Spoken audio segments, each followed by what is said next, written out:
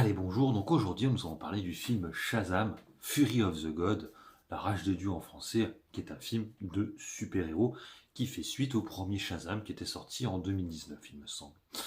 Toujours réalisé par le même réalisateur dont j'ai oublié le prénom, avec la distribution, c'est à peu près la même.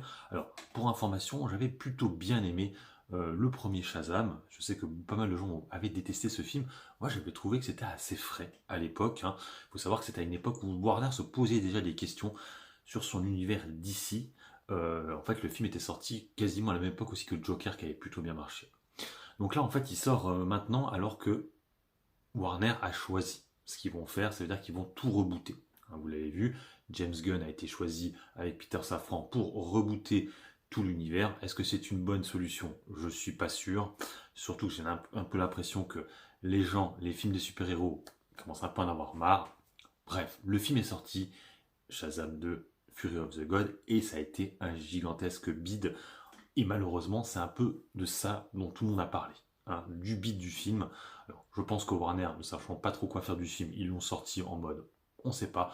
On se rappelle aussi que Warner, Bad Girl, ils l'ont totalement annulé. Et tu sens vraiment que Warner ne sait pas quoi faire de ses films. Il reste encore deux films à sortir. Flash, qui devrait avoir un petit succès quand même, et Aquaman, où là aussi tu as l'impression que les news flow sur Aquaman est plutôt négatif, tu as l'impression qu'ils le font exprès. Et moi qui avais une grosse hype sur Aquaman, plus ça avance, moins j'ai envie de voir le film, alors que j'ai vu aucune image de Aquaman. Bref, revenons sur Shazam. Donc, Shazam, comme je l'ai dit, je vais bien aimer le premier film. Et c'est vrai que quand je vis tout ce flot de critiques, ce fait que le film ne soit pas un gros succès et tout, bah, j'avais de moins en moins envie d'aller voir le film. Et du coup, je me suis un peu forcé en me disant, bon, allez, go, hein, vas-y. J'ai regardé d'autres youtubeurs qui étaient très négatifs. Et en fait, bah, le film est quand même pas si mauvais que ça. Il est assez proche finalement du premier Shazam. L'histoire prend suite, hein, du premier Shazam. La seule différence, et je pense que c'est ça moi qui pose un peu problème sur le film, c'est qu'autant dans le premier, on retrouve, en fait dans le premier, rappelez-vous, on avait les deux personnages, on avait Billy Batson, donc en fait le mec jeune sans ses pouvoirs, et il y avait Zachary Levine, Shazam en fait, qui est joué par Zachary Levine, qui était le personnage de Shazam. Voilà. Et en fait, les deux personnages étaient quasiment présents à peu près pareil. Dans ce Shazam là, on voit pratiquement plus le gosse, on voit que Shazam. Et ça, je trouvais que c'était très dommage, parce qu'en fait, le gamin, dans le premier film, apportait plein de passages très intéressants de réflexion. Hein, c'est un gamin qui était adopté, qui essayait de rechercher sa mère, qui avait été abandonné. Et c'est vrai que tout ça, c'est complètement balayé. Il y avait des séquences assez fortes hein, pour un film d'ici. Quand on est pendant le premier film, elle est retrouvée sa mère, qui limite l'envoyait chier. Donc c'est vrai que ce côté-là n'y est plus dans le film. Dans le nouveau Shazam, là, il n'y a plus ça. Gros problème aussi sur ce Shazam-là par rapport au précédent, c'est, rappelez-vous, le méchant, l'antagoniste dans le premier Shazam, le docteur Sylvana, et ben, son origin story était expliqué dans le film. En fait, on comprenait beaucoup mieux le personnage. Là, dans celui-ci, les sœurs d'Atlas, elles arrivent et puis on n'en sait rien d'autre. En plus, elles sont trois. Bon, je spoil un peu. Mais ce qui veut dire que il y a tout ce côté-là, en fait, qui est un peu moins fraîche. Voilà, le film est un peu moins fraîche que le premier, un peu moins intéressant. Mais tu passes quand même un bon moment. Hein. Après, bon, c'est un film Warner. Warner, c'est HBO. Et ça aussi, j'ai trouvé ça un peu culotté de leur part. C'est qu'en fait, HBO, vous savez que c'est Game of Thrones. Et puis Warner, c'est Harry Potter. Quand tu regardes le film, tu vois beaucoup ces deux choses-là. Donc, quand il y a un passage à un moment donné qui est dans une espèce de librairie, t'as l'impression d'être dans Harry Potter.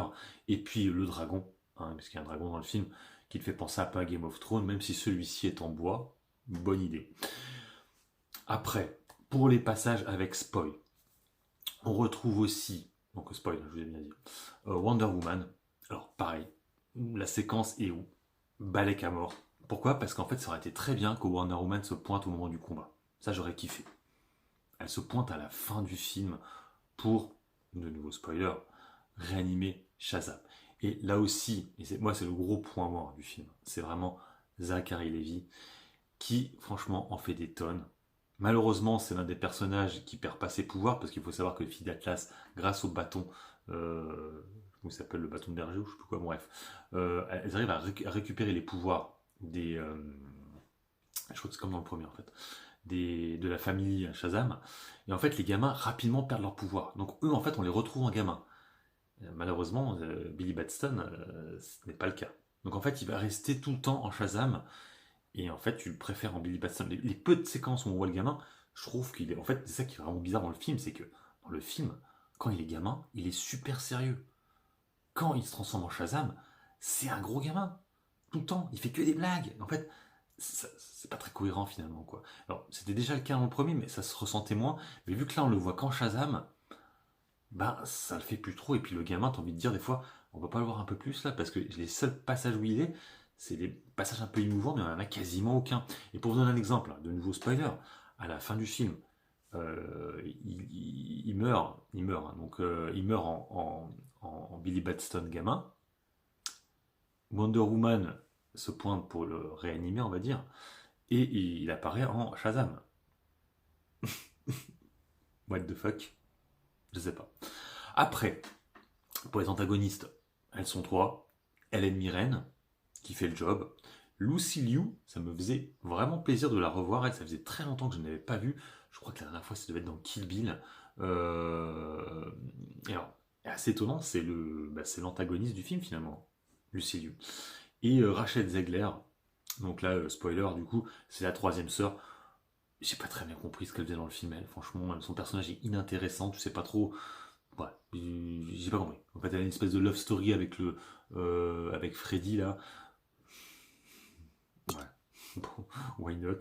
En tout cas, c'est une actrice que je ne connaissais pas. Elle a un très beau visage. Je crois qu'elle va jouer dans le prochain Blanche-Neige.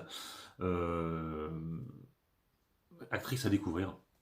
Mais en tout cas, moi, ça m'a fait plaisir de revoir Lucy Liu en rôle d'antagoniste, parce qu'effectivement, c'est elle la plus méchante, hein, des trois sœurs. Donc voilà. Pas le scénario, le scénario est vite fait, c'est sympa. On retrouve du coup les gamins. Donc ce que je vous disais, ce qui était intéressant dans celui-là, c'est que on retrouve la Shazam Family en adulte, mais en fait, on les voit aussi beaucoup en gamin finalement. Donc ça encore, il y a un mix des deux, ça va, hein. Mais le problème, voilà, c'est Billy Batson qui pose problème. Donc la musique, c'est vraiment pas fou. On a un petit passage à un moment donné quand Wonder Woman arrive. Ta-na-na-na, mais ça passe, ça le fait plus en fait. Le problème là, c'est que moi j'étais je m'en foutais. J'aurais bien voulu avoir en fait Wonder Woman qui se pointe lors du combat final avec le dragon. Là, j'aurais bien kiffé. Mais l'avoir se pointé là pour réanimer Shazam, ouais. Voilà. Et puis alors la séquence post-générique, je sais pas s'il y en a deux, j'en ai vu qu'une, hein, moi. Euh, en fait, d'après ce que j'ai compris, hein. En gros, ce qui devait se passer dans la séquence post-générique, on devait récupérer des personnages qui étaient dans Black Adam, Hawkman et Tornade, qui devaient aller chercher Shazam pour être dans la Justice Society, là. Et du coup, en fait, ils ont, Black Adam, pas Black Adam, putain, Dwayne Johnson n'a pas voulu. Donc en fait, ils ont dû récupérer des personnages qui jouaient dans la série que je n'ai pas vu. Euh, J'ai oublié le nom de la série, là, du personnage là, dont tout le monde s'en foutait, là. Euh, j'ai oublié le nom. Bref, la série qui était sortie d'un personnage dans Suicide Squad. Et voilà, qui est la femme en plus de James Gunn. Et donc du coup, ils ont fait ça en séquence post-générique. Donc en fait, ils se pointent. Alors là aussi, c'est toujours pareil. Ils vont le voir en tant que, toujours pareil, Zachary Levi, donc en tant que Shazam. Et t'as l'impression en fait que ce sera tout le temps lui. En fait, le gamin, il reviendra plus. Malheureusement, ouais, je trouve vraiment que le gamin était plus intéressant limite que le personnage de Shazam au final. Et t'as l'impression qu'à la fin, quand tu vois le visage tout défoncé, là, mort, bah, ce sera dernière fois que tu le verras en acteur, le mec, quoi.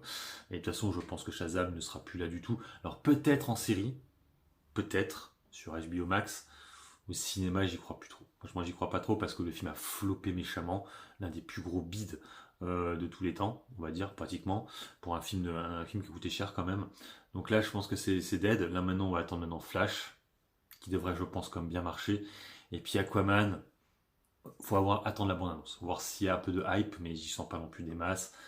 C'est dommage, franchement. Après, je pense sincèrement aussi que le public, on a de plus en plus marre des films de super-héros.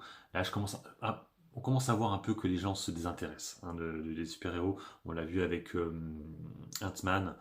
Euh, donc on verra avec Flash. Mais là, je sens les Gardiens de la Galaxie aussi qui arrive bientôt. Mais je sens que là, cette année, les plus gros succès seront pas des films de super-héros. On l'a déjà vu l'année dernière, hein. C'était pas un film de super-héros, c'était Top Gun Maverick, le plus gros succès. Cette année, actuellement, c'est pas un film de super-héros, c'est Avatar. Je pense qu'il va rester en plus pour l'instant parce que il est vachement en avance. Mais voilà, ça va faire 2 années de suite qu'on n'aura pas eu de film de super-héros à la tête du box-office. Et oui. Bon, sur ce, je vous laisse. En tout cas, le film est sympa, franchement. Faites attention à tous ceux qui vous critiquent le film en disant que ouais, box-office c'est nul, machin et tout. Le film est pas mal, faut arrêter. Allez, sur ce, je vous laisse. Ciao, ciao.